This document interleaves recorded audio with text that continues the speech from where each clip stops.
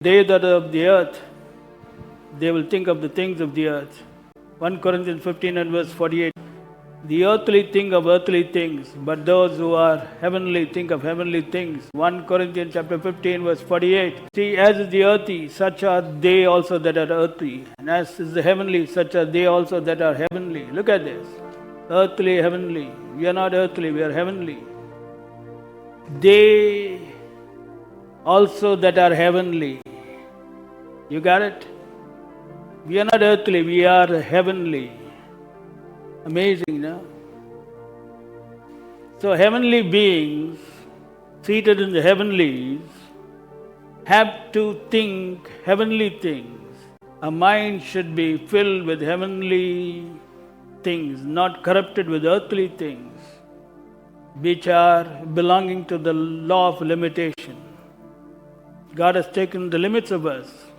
Look at the term, as is the earthy, such are they also that are earthly, and as is the heavenly, such are they also that are heavenly.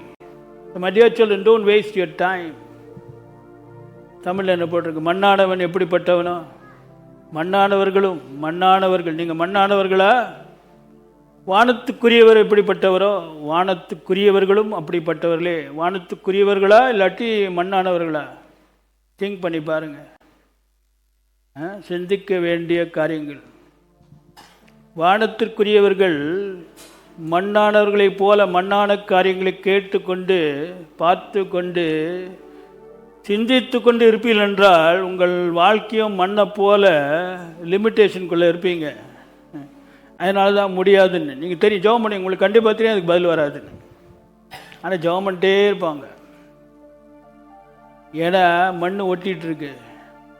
நீங்கள் மண்ணானவர்கள் அல்ல, கிறிஸ்துவுடனே கூட உன்னதங்கள்னு என்ன அர்த்தம்? வானத்துக்குரியது. கரெக்டா?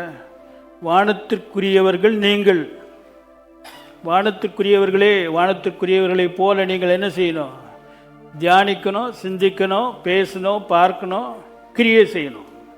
அதனால தான் கொலோசியர் 3 அதிகாரம் 1 வசனத்தில் கிறிஸ்துவுடனே கூட நீங்கள் கிறிஸ்துவுடனே கூட எழுந்ததுண்டானால் வானத்துக்குரியவர்களாய் இருக்கிறபடியினால் கிறிஸ்து வலது பாரிசத்தில் இருக்கும் மேலானவைகளே, வானத்துக்குரியவைகளே என்ன செய்யுங்க? நாடுங்கள், தேடுங்கள்னு சொல்கிறாரு. பூமிக்குரியவைகள் அல்ல, மண்ணான காரியங்களே அல்ல என்று ஆண்டவர் தெளிவாக பேசுகிறார்.